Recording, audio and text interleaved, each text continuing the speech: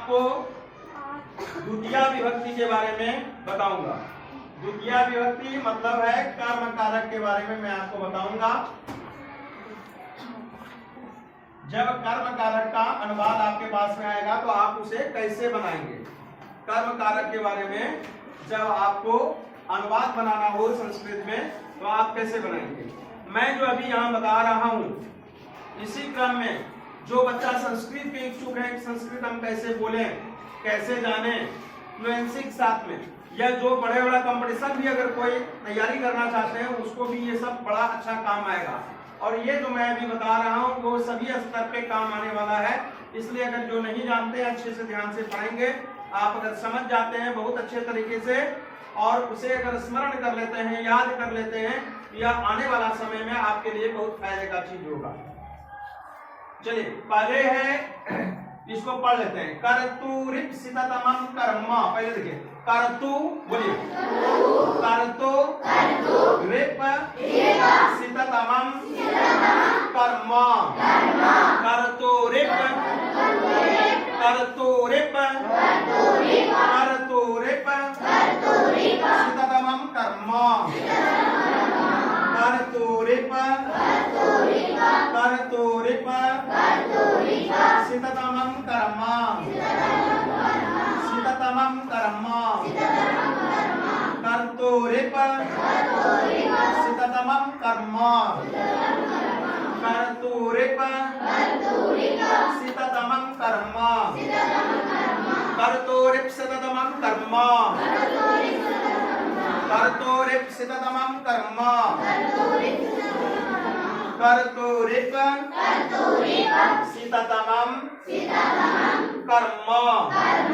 कर्तुरिप सिततमं कर्म, कर्तुरिप सिततमं कर्म।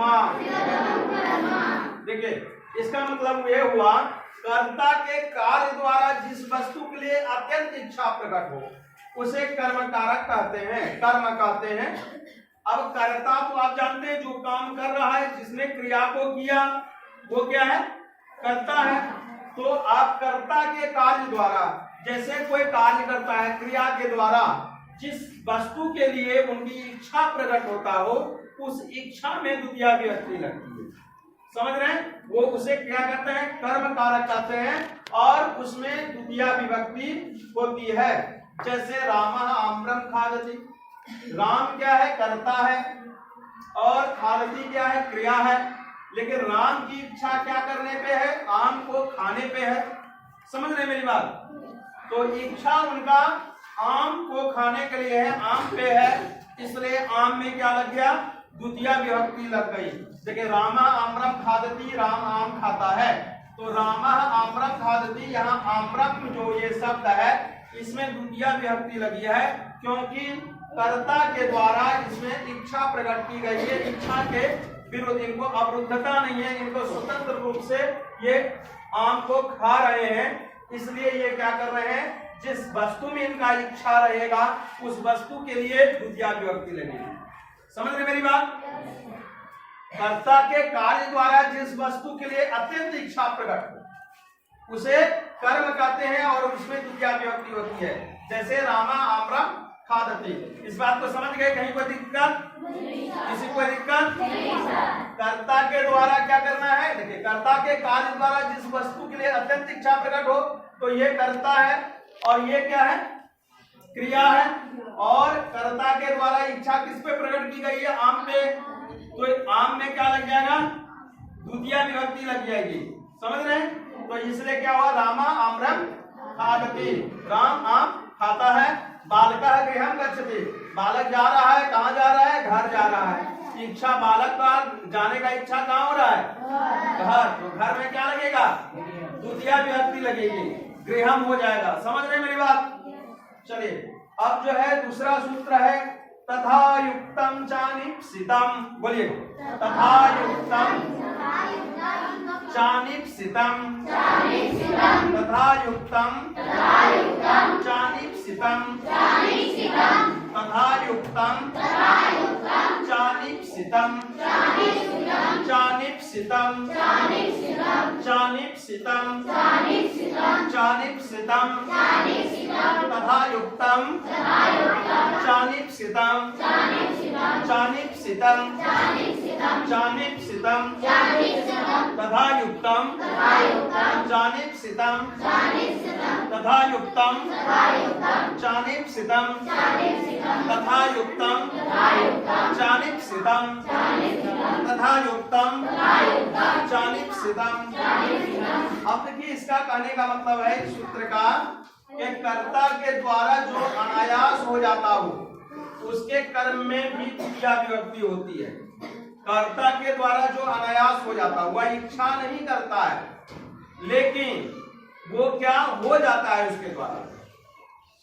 जैसे आप करता है, आप घर जा रहे हैं, समझिए मेरी बात, आप घर जा रहे हैं, आपकी इच्छा है घर जाना, लेकिन बगल में आप देख रहे हैं कि अचानक कोई घोड़ा मिल गया, तो आप क्या करेंगे? उसको छोड़ देंगे देखने के लिए?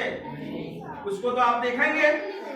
तो आपकी इच्छा तो नहीं थी घोड़ा को देखने के लिए, आपकी इच्छा कहाँ है? घर जाने का है, आप घर जा रहे हैं, लेकिन अचानक आपके साथ क्या होगा? घोड़ा आ गया। तो जब घोड़ा आ गया तो उस घोड़े में क्या लगेगा? द्वितीया विभक्ति लगेगी। वो क्या हो जाएगा? द्वितीया विभक्ति हो जाएगा, उसमें कर्म कारण। जैसे रामः गृहं गच्छन् अश्वं पश्यति, राम घर जाते हुए, राम गृहं गच्छन्, राम घर जाते हुए, अश्वं पश्यति, घोड़ा को देखता है। राम घर जा रहा था और घर जाने के क्रम में क्या हो गया? अचानक उसको रास्ते में घोड़ा मिल गया, उसने घोड़ा भी देख लिया, एक नया चीज उसने देख लिया। उसकी इच्छा ऐसा कुछ नहीं था कि घोड़ा देखने के लिए जा रहा है, समझ रहे हैं? लेकिन क्या हुआ? वह जाते हुए खाते हुए अचानक कुछ देख लेता है, तो जो चीज देखता है तो उसमें क्या लगता है? द्वितीया विभक्ति लगती है, कर्म कारक हो जाता है। समझ गए? तो बोलिए, कर्ता के द्वारा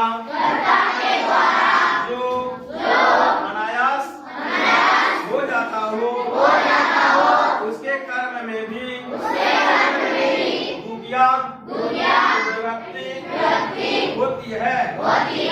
जैसे रामः गृहं गच्छन् अश्वं पश्यति, रामः गृहं गच्छन् अश्वं पश्यति। किसी कोई दिक्कत नहीं? आप इसको, ये दो सूत्र को फिर 2 बार पढ़ लीजिए जो आपको पढ़ने में दिक्कत न हो। बोले, कर्तोरिप्सिततमं कर्म, कर्तोरिप्सिततमं कर्म तथा युक्तं चानिप्सितं चानिप्सितं चानिप्सितं तथा युक्तं चानिप्सितं चानिप्सितं तथा युक्तं चानिप्सितं तथा युक्तं चानिप्सितं